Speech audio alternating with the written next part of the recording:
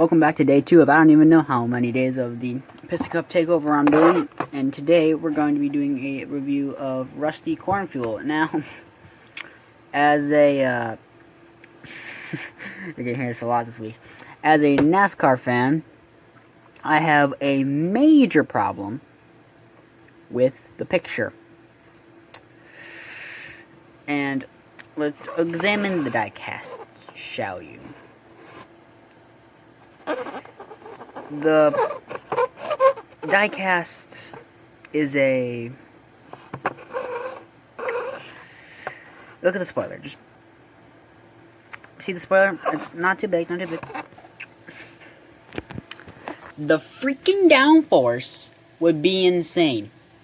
Anyway, let's go to the back of the car. The press reporter, Easter buggy, sheriff, or one of the cars with Michael Schumacher, press reporter, and helicopter. Anyway, let's get this guy unboxed.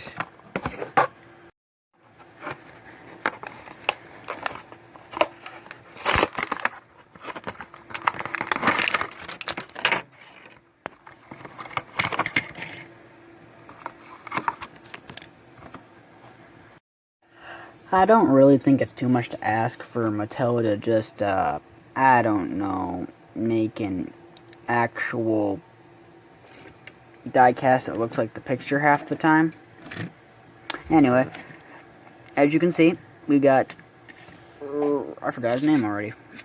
Nope, Rusty Cornfuel. Now that sounds like, well, it sounds like Rusty Wallace, an actual NASCAR driver. Anyway. Toe cap, hitch protection, so protection for your toe hitches. Now the rims were supposed to be purple. And I'm just going to stop saying what's wrong with these things. Number 4. He's not doing that hot this NASCAR season. I gotta stop talking about NASCAR.